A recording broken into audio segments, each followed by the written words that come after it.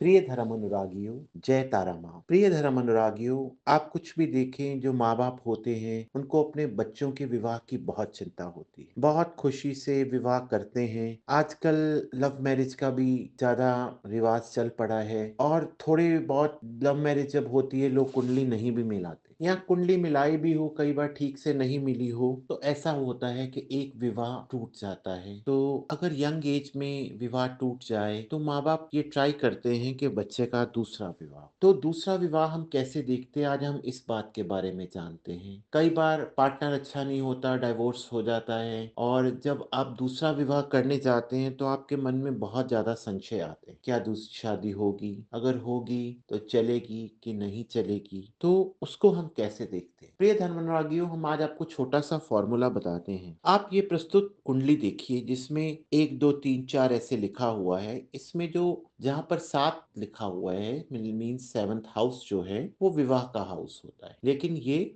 First marriage को दर्शाता है। अब आप कोई भी भाव देखिए, उससे जो तीसरा भाव होता है वो उसका प्रतिरूप होता है। तो अब जब हमने सेकंड मैरिज देखनी है तो हमने क्या देखना है, 7वें से तीसरा भाव कौन सा हुआ, 7 8 और 9, ninth house. So ninth house से हम सेकंड मैरिज देखते हैं कि सेकंड मैरिज होगी कि नहीं होगी। क्या नाइन्थ हाउस पीड़ित तो नहीं है, उस पर किसी पीड़ादायक ग्रह की दशा तो नहीं है, उसके लॉर्ड की क्या स्थिति है, क्या नाइन्थ हाउस या नाइन्थ हाउस का लॉर्ड पाप कर्तरी में है कि नहीं है, ये सारी हमको चीजें देखनी हो। साथ ही साथ अगर मेल्स की शादी देखनी, मीन्स पुरुषों का दूसरा विवाह देखना है या पहला भी देखना है, तो उसमें आपको शुक्र की स्थिति देखनी पड़ेगी, और ऐसे महिलाओं के लिए आपको गुरु की दृष्टि स्थिति देखनी पड़ेगी। तो अगर नाइन्थ हाउस का लॉर्ड अच्छी स्थिति में है, नाइन्थ हाउस का बल ठीक है, तो दूसरा विवाह हो सकता है। और साथ ही साथ अगर शुक्र या गुरु,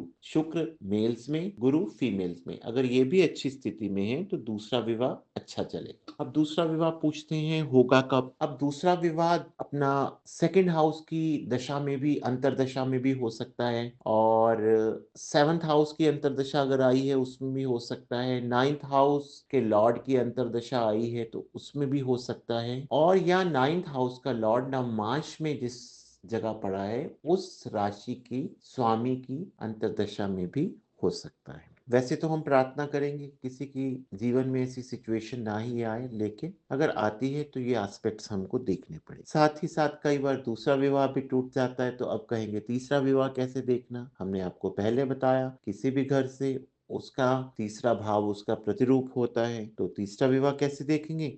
नाइन्थ हाउस से तीसरा भाव कौन सा होगा, 11th हाउस, 11th हाउस को देखिए। इस तरह हम विवाह देखते हैं, दूसरा विवाह या तीसरा विवाह। हम अपनी वाणी को यही विराम देते हैं। जय तारा माँ।